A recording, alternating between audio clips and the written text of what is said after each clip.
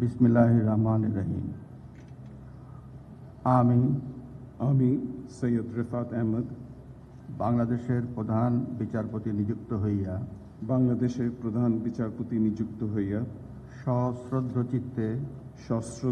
চিত্তে শপথ করিতেছি যে আমি আইন অনুযায়ী ও বিশ্বস্ততার সহিত আমার পদের কর্তব্য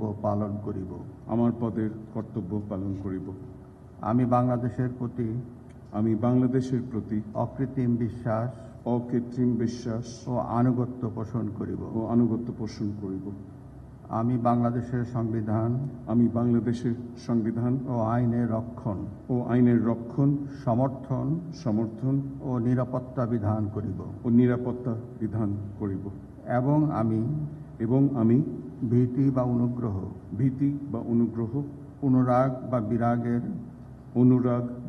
বা বিরাগের বশবর্তী না হইয়া সকলের প্রতি আইন অনুযায়ী যথাবিহিত আচরণ করিব।